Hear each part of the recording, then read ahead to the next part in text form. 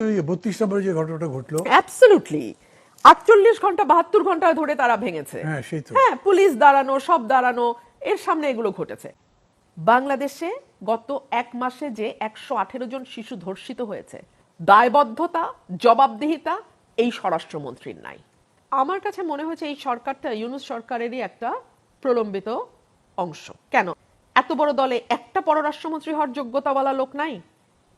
খলিল সাহেবকে করতে হলো। আওয়ামী লীগ যা করেছে ফুল কনফিডেন্স নিয়ে করেছে, ফুল ক্যাপাসিটি নিয়ে করেছে, এবং আওয়ামী লীগ জানতো তারা কি করছে। কিন্তু এই সরকারটাকে আমার উদ্ভ্রান্ত দিগ্ভ্রান্ত মনে হয়।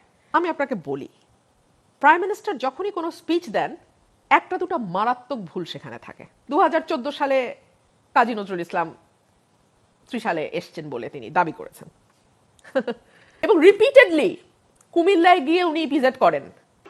মানে এখন যেগুলো বলতে হবে এগুলো বলার পরে আমি আবার জেলের বাইরে থাকতে পারবো কিনা সেটাও তো জানি না। তো 5ই অগস্ট যেটা হলো সেটা খুবই অভূতপূর্ব। এবং তারপরে আমার কাছে মনে হয়েছে যে আজকে এই যে আমাদের হতাশা, যে আমরা যা চেয়েছি তা হলো না, কেবল একটি সরকারের বদলে আরেকটি সরকার আসলো, একটা দলের বদলে আরেকটা দল আসলো, চেয়ারটা একই রইলো, ব্যক্তিটা পরিবর্তিত হলো।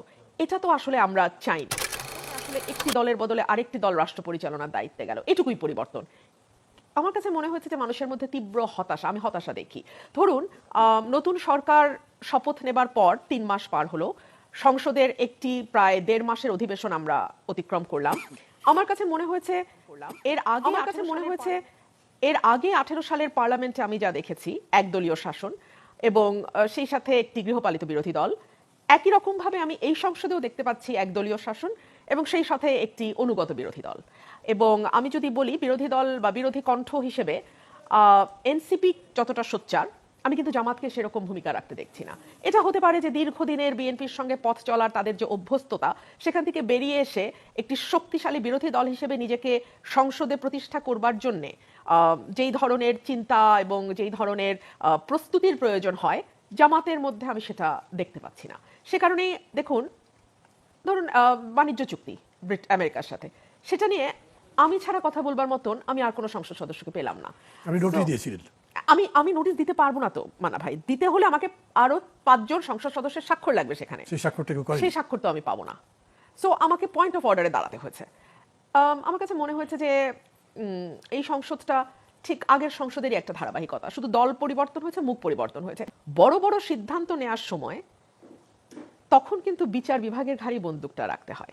তত্ত্বাবধায়ক সরকার বাতিল বলেন, তখনও বিচার বিভাগের ঘাড়ি বন্দুক ওঠে।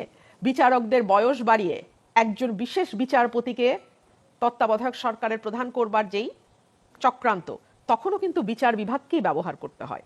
সো বড় বিপদে পড়লে তখন বিচার বিভাগের প্রয়োজন হয়, কিন্তু ডে টু ডে লাইফে তো নির্বাহী বিভাগের ভূমিকা অনেক বেশি। কি প্রশ্ন করতে পারছেন? আপনি তো পার্লামেন্টে আছেন। আমি পারছি না তো। আপনি বললেন যে আপনি একটা প্রশ্ন তুলতে চেয়েছেন, পারেননি। আপনি বাইরে কি পারছেন? বাইরে হয়তো এখনো পারছেন। ধরুন এই যে বাজেট সেশন আসছে, আমি আজকে আপনার কাছে বাজি রেখে কথাটি বলে আপনি বিরতিতে যান। একটা সাংসদও বাজেট বা অর্থনীতি নিয়ে কথা বলবে না। আমি এটি বলছি এ কারণেই যে আমার 4টা বাজেট দেওয়ার সময় উপস্থিত থাকার সুযোগ হয়েছে এর আগের সরকারে। 4টা বাজেটে আমার স্পিচগুলো যে মিডিয়াতে আছে, যে কেউ দেখে নিতে পারবে, আমি অর্থনীতির বাইরে একটা শব্দও বলি না। আমি গর্ব নিয়ে বলি, কিন্তু অর্থনীতি কিন্তু আমার বিষয় নয়। আমি এই বক্তব্য রাখার জন্য অর্থনীতি পড়েছি, বুঝেছি, শিখেছি, তারপরে বক্তব্য দিয়েছি। আপনি কজন এমপির মধ্যে, আমি আমার প্রশংসার জন্য বলছি না, জাস্ট এক্সাম্পল দিচ্ছি। আপনার আমার বলে কথা না, আপনার আমার বলে কথা না, একদম একদম এমপির কাজটাই তাই। কিন্তু আপনি একটা এমপিকে যদি বের করতে পারেন যিনি অর্থনীতি পড়ে বুঝে অর্থনীতির উপর বক্তব্য রাখবেন, আপনি পাবেন না। আরেকটা বিষয়, ইন্টারিম গভর্নমেন্টের সময় যারা মব করেছে তাদের ব্যাপারে কিন্তু আমার এক ধরনের থিওরি আছে মান্না ভাই। আমি মনে করি ইন্টারিম সরকার এটাকে একভাবে না একভাবে পেট্রন করেছে, এটাকে আশকারা দিয়েছে, এটাকে লালন পালন করেছে। 32 নম্বরে যে ঘটনাটা ঘটলো, অ্যাবসলিউটলি 48 ঘন্টা 72 ঘন্টা ধরে তারা ভেঙেছে। হ্যাঁ, পুলিশ দাঁড়ানো, সব দাঁড়ানো, এর সামনে এগুলো ঘটেছে। সুতরাং সরকার চেয়েছে, সে কারণেই এটা এত দীর্ঘ সময় ধরে ঘটতে পেরেছে। এখন প্রশ্ন হলো সরকার কেন চেয়েছে? চেয়েছে এই কারণে যে ওই সময় সরকারের তো কোনো দল ছিল না, কিন্তু সরকারের কিছু শক্তির প্রয়োজন ছিল মাঠে, যাতে তাদের বয়ানটা কেউ কেউ জারি রাখতে পারে। মানে 5 বছর চাই ইউনূসকে, 20 বছর চাই ইউনূসকে, আজীবন চাই ইউনূসকে। তাদের তো ভিতরে ক্ষমতার খায়েশ ছিল। তো এই খায়েশের কথাটা যাতে সাধারণ মানুষের মুখ দিয়ে বলানোর একটা চেষ্টা হিসেবে তারা কিছু কিছু মানুষকে লালন পালন করতো, যাদের মধ্যে বেশিরভাগই দক্ষিণপন্থী মানুষ, বেশিরভাগই উগ্রবাদপন্থী মানুষ, বেশিরভাগই রাইট ফোর্সের মানুষ। তো সেভাবে তারা মবটাকে সমাজে জারি রেখেছিল।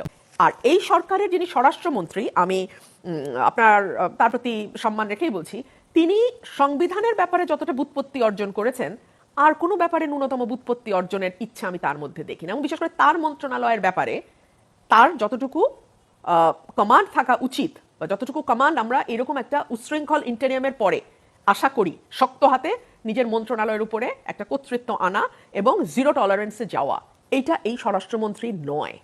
উনি হচ্ছেন, আমার কাছে মনে হয় যে উনি মিডিয়ার সামনে কথা বলতে পছন্দ করেন, জ্যাক অফ অল ট্রেডস। এবং যেহেতু ওনাকে ডিফ্যাক্টো প্রাইম মিনিস্টার বলা হচ্ছে, এবং মোটামুটি নির্বাচনের 1 মাস পর থেকে উনি he is known as de facto prime minister. So এটা কে না এনজয় করে, তাই না? কে না এনজয় করে? দুধের স্বাদ যদি ঘোলে মেটে ঘোলি সই। সো উনি ডিফ্যাক্টো প্রাইম মিনিস্টারশিপ এনজয় করছেন, কিন্তু ওনাকে অনেক বেশি ওনার মন্ত্রণালয়ের দিকে মনোযোগ দেওয়া উচিত। আমি আপনাকে একটা উদাহরণ দিই। 21শে ফেব্রুয়ারি বিএনপির লোকাল নেতৃবৃন্দ আমাকে এলাকায় ফুল দিতে যাওয়ার সময় লাঞ্ছিত করেছে, আমার ফুল পাড়া দিয়ে মাটির সাথে মিশিয়ে দিয়েছে এবং আমাকে ফুল দিতে দেয়া হয় নাই। স্বরাষ্ট্রমন্ত্রীর যদি নিজের দপ্তরের প্রতিও মানে ইয়ে থাকতো, মানে কি বলবো ওটাকে, যে মানে নিজের দপ্তর ঠিক মতো চালানোরও যদি ইচ্ছা থাকতো, উনি দেন অ্যান্ড দেয়ার অ্যাকশনে যেত। এটা নট দ্যাট রুমিনকে ফেভার করা, এটা হচ্ছে নিজের দলকে ফেভার করা, নিজের গভর্নমেন্টকে ফেভার করা। আমার এলাকায় ব্রাহ্মণবাড়ি, আমি যেহেতু ব্রাহ্মণবাড়িয়াতেই থাকি, আমি সেই উদাহরণই আপনাকে দেই। 15-20 জনের একটা মিছিল বেরোয়েছে আওয়ামী লীগের, সবারই মাস্ক পরা, টুপি পরা, মুখ ঢাকা। বের করার কোনো সম্ভব না কে ছিল। 150 জনের নামে মামলা হয়েছে। বিএনপির নেতারা, লোকাল লিডাররা জেলায় জেলায় মামলা বাণিজ্য করছে, উপজেলায় উপজেলায় মামলা বাণিজ্য করছে 5 আগস্টের পর থেকে। স্বরাষ্ট্রমন্ত্রীর যদি নিজের দলের প্রতি ভালোবাসা থাকতো, এই সরকারের প্রতি দায়বদ্ধতা থাকতো, আওয়ামী লীগের প্রতি না, এই সরকারের প্রতি, তার সরকারের প্রতি দায়বদ্ধতা থাকতো, সে শক্ত হাতে এগুলো বন্ধ করত। কিন্তু সে তো জানেই না মনে হয়। সে সংবিধানের 215 অনুচ্ছেদ নিয়ে বা 126 অনুচ্ছেদ নিয়ে বা 99 নম্বর অনুচ্ছেদ, I am just saying randomly, নিয়ে যত উদ্বিগ্ন। বাংলাদেশে গত 1 মাসে যে 118 জন শিশু ধর্ষিত হয়েছে, আজকে 71 বছরের একজন বৃদ্ধ, আমি আপনার শোতে বসার সময় দেখলাম, ধর্ষণের শিকার হয়েছে। তাদেরকে বিচারের আওতায় আনা এবং বিচারের আগেই ক্রাইম কি করে কন্ট্রোল করা যায়, অপরাধ কি করে দমন করা যায়, prevention is always better than cure, সেই দিকে মনোযোগ দেওয়ার মতন সময়, ইচ্ছা, আগ্রহ, দায়বদ্ধতা, জবাবদিহিতা এই স্বরাষ্ট্রমন্ত্রীর নাই। শুধু স্বরাষ্ট্রমন্ত্রীর কথা বলছেন কেন?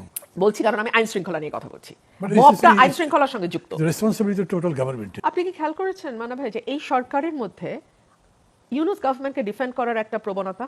Did you notice that? অনেকেই লক্ষ্য করেছে। আমার কাছে মনে হচ্ছে এই সরকারটা ইউনূস সরকারেরই একটা প্রলম্বিত অংশ। কেন আমি বলছি? আপনি লক্ষ্য করেছেন সরকারের তথ্য উপদেষ্টা, very close to the prime minister Zahidur Rahman, উনি সম্প্রতি বলেছেন, আমি বিশ্বাস করি ইউনূস সরকার শিশু হত্যার জন্য টিকা দেয়নি, বিষয়টি এরকম নয়। দেখুন, কোনো সরকারই জেনারেল পাবলিক হত্যার জন্য কোনো সিদ্ধান্ত নেয় না নর্মালি। তারা কি করে? তারা শিয়ার রেকলেস হয়, এক্সট্রিম লেভেলের রেকলেসনেস থাকে, এবং সেই রেকলেসনেস ইটসেলফ ইজ আ ক্রাইম।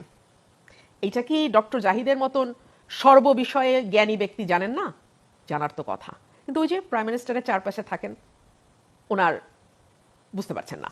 তারপরে ধরুন বিএনপি 20 বছর ধরে বিরোধী দলে, এই কান্নাকাটি 20 বছর যাবৎ কান্নাকাটি, এই 20 বছরে তারা একটা পররাষ্ট্রমন্ত্রী কে হবে ঠিক করতে পারে নাই? এত বড় দলে একটা পররাষ্ট্রমন্ত্রী হওয়ার যোগ্যতাওয়ালা লোক নাই? খলিল সাহেবকে করতে হলো। আচ্ছা, ইন্টেরিয়াম সরকার ট্রেড এগ্রিমেন্ট করলো 3 দিন আগে নির্বাচনের। এই সরকারের যদি ন্যূনতম স্বাধীনতা এবং স্বাতন্ত্র্য দুটোই থাকতো, ন্যূনতম, তারা এটাকে সংসদে অ্যাটলিস্ট আলোচনা করত। ওই সৎ সাহসটাও তো এই সরকারের নাই যে তারা সংসদে ট্রেড এগ্রিমেন্ট নিয়ে আলোচনা করবে। এটা নিয়ে শুধু সরকার বলছে, বিরোধী দল তো চাই না। কিন্তু আমি তো বিরোধী দলকে সরকার থেকে আলাদা করি না, আমি আমার আলোচনার শুরুতেই বলেছি এটা একদলীয় parliament. Just the parliament we saw back in 2014, 2018 and 2024. This is the continuation of the same method. Just ওই সময়ে আওয়ামী লীগের সঙ্গে জাতীয় পার্টি ছিল, এখন বিএনপির সঙ্গে জামাত আছে। This is all the same. All the same. This is all the same. পার্থক্য একটা জায়গায় আছে মান্না ভাই, আমি অলওয়েজ এই গভর্নমেন্টটাকে দেখি ইনকম্পিটেন্ট, ইনকেপেবল আওয়ামী লীগ হিসেবে। আওয়ামী লীগ যা করেছে ফুল কনফিডেন্স নিয়ে করেছে, ফুল ক্যাপাসিটি নিয়ে করেছে, এবং আওয়ামী লীগ জানতো তারা কি করছে। কিন্তু এই সরকারটাকে আমার উদ্ভ্রান্ত দিগ্ভ্রান্ত মনে হয়। আমি আপনাকে বলি, প্রাইম মিনিস্টার যখনই কোনো স্পিচ দেন, একটা দুটো মারাত্মক ভুল সেখানে থাকে, মারাত্মক। গতকালকে একটা স্পিচ দিয়েছেন ত্রিশালে, 2014 সালে কাজী নজরুল ইসলাম ত্রিশালে এসছেন বলে তিনি দাবি করেছেন। মানে আচ্ছা, আমরা এটা নিয়ে পাবলিক তো হাসাহাসির চরম করছে। রিপিটেডলি কুমিল্লায় গিয়ে উনি ভিজিট করেন, উনি গিয়ে দিনাজপুরে আম আনেন। একটা বড় মিস্টেক হয়েছে, বাংলা ভাষারই পতাকা তুলে দিয়েছেন, মার্কা তুলে দিলেন, মার্কা তুলে দিয়েছেন। আপনি কিভাবে হয় আমাকে বলেন, আরেক মানে এখন যেগুলো বলতে হবে এগুলো বলার পরে আমি আবার মানে জেলের বাইরে থাকতে পারবো কিনা সেটাও তো জানি না। আচ্ছা, তাহলে একটু সাবধানেই বলেন। কিন্তু সম্ভবত তারেক সাহেব যেটা মানে আমি 3 মাসের এক্সপিরিয়েন্স থেকে যেটা দেখছি, উনি সম্ভবত ধারণা করেছিলেন যে আমি দাঁড়াবো না, স্বতন্ত্র দাঁড়ালেও জেতার কোনো প্রশ্ন নাই। ওভার কনফিডেন্স, সুপার কনফিডেন্স এবং সুপার অ্যারোগেন্স সব মিলিয়ে ধরে নিয়েছিলেন যে ও যাবে কই, ওর গতি কি, যেটা এইসব দলের, এই বর্জুয়া দলগুলোর যেটা থাকে আর কি, অ্যারোগেন্স, মাত্রা ছাড়া অ্যারোগেন্স। কিন্তু বাংলাদেশ তো আসলে বদলে গেছে। 17 বছর দেশের বাইরে, উনি হয়তো বোঝেন নাই বাংলাদেশের মনস্তাত্ত্বিক পরিবর্তনটা। যে প্রশ্নটা করলেন তার উত্তরে আমি আপনাকে বলি, আপনি কি একটা ভিডিও দেখেছেন? তিনজন মন্ত্রী 3টা ভিন্ন অকেশনে তারেক রহমানের গাড়ির পিছনে দৌড়াচ্ছে। জি, ভিডিও দেখলেই শুনেছি এটার কথা। আপনারা যে সময় রাজনীতি করেছেন, এরকম সত্তা বিবর্জিত সারমেয় আনুগত্য, এর চেয়ে ভদ্র ভাষায় আমার পক্ষে বলা সম্ভব না, এই সারমেয় আনুগত্য লালন করা প্রজাতি দেখেছেন পলিটিক্সে এসছে? আমি দেখি নাই। আমার বাবাকে আমি দেখেছি, আমি এরকম সারমেয় আনুগত্য শ্রেণীর পলিটিক্স আমি দেখি নাই, বাট এখন সেটা হচ্ছে। সো এই জায়গায় তো আমি পিছিয়ে যাবই, আমরা পিছিয়ে যাবই। না, আপনি পিছিয়ে যান না, আপনি পিছিয়ে যান না। আমি জানি না, আমার এখানে বলাটা আমি কোনো উস্কানি দিচ্ছি না। এর মধ্যে যদি বাংলাদেশে সামরিক বিমান ঘাঁটি সহ আরও যেই বিষয়গুলো নিয়ে যে আকসা এবং জেসুমিয়ার কথা হচ্ছে, আমি জানি না বাংলাদেশে বলা হয়ে থাকে যে কোনো নির্বাচিত সরকারের পক্ষে আসলে এই চুক্তিগুলো করা সম্ভব ছিল না, সে কারণেই ইউনূস সরকারকে বেছে নেওয়া হয়েছে। একেবারেই তাবেদার কোনো সরকার ছাড়া এটা সম্ভব নয়। আমি আরও বেশি শিওর হয়েছি 2টো ঘটনার পরে। যেই সরকারকে 3 মাস বয়সে ভুয়া শুনতে হয়, সরকারকে মানে একবার সরকার প্রধানকে, প্রাইম মিনিস্টারকে, আমি রামিসার বাসার ঘটনা বলছি। রামিসার বাসায় যখন আইন, স্বরাষ্ট্র এবং প্রধান 3 মন্ত্রী গেছিলেন, 3জনকে ভুয়া শুনতে হয়েছে, শুনে বেরোতে হয়েছে, এবং রীতিমতো কর্ডন করে 2 মন্ত্রীকে মানে স্বরাষ্ট্র আর আইনকে গাড়িতে তোলা হয়েছে। সেই সরকারের সামনে আমি খুব রে অফ হোপ দেখার কিছু নাই। স্টিয়ারিং এ গভর্নমেন্ট, আমি দেখতে পাচ্ছি গভর্নমেন্ট চালাতে পারছে না গাড়িটা। সো মানুষ যত দ্রুত এই ব্যাপারে সরকারকে ধাক্কা দেবে, মানে এখন আপনি চূড়ান্তভাবে বলতে চাইছেন যে সে চালাতে পারছে না? আপনি কি আরো দেখতে চাইছেন? মানে আরো তো কিছুদিন যাবে, সার্টেনলি যাবে, আরো তো আরো আপনার প্রশ্নের জবাবই দিব না, আরো কিছুদিন যাবেই। কিন্তু মানুষকে প্রতি মুহূর্তে মানুষ সচেতন, এবং এই সচেতনতাটা মানুষের জারি রাখতে হবে। মানুষ যেন স্তিমিত হয়ে না যায়, এবং সে কারণে আমি বলছি যে সরকার কিরকম ড্রাইভ করছে না করছে, ঠিক আছে, এটা নিয়ে আমিও মন্তব্য না করলাম, আপনিও করবেন না, ঠিক আছে। মানুষ কিন্তু এটা নিয়ে মন্তব্য করছে, বিবেচনা করছে, এবং একটা সজাগ দৃষ্টি সরকারের প্রতি মানুষের আছে। কেন যেন আমি দেখতে পাচ্ছি এই সরকারটির মধ্যে লোক দেখানো সস্তা জনপ্রিয়তা লাভের একটা ব্যাকুলতা, চটুল একটা ব্যাকুলতা। এটার নাম রাষ্ট্র মেরামত নয়, এটার নাম পরিবর্তন নয়। পরিবর্তনের সূচনার এটাও যদি আমি দেখতে পেতাম মান্না ভাই, বিশ্বাস করেন ওইটুকু উদারতা আমার আছে, আমি সেটা স্বীকার করতাম। আমি দেখতে পাচ্ছি না।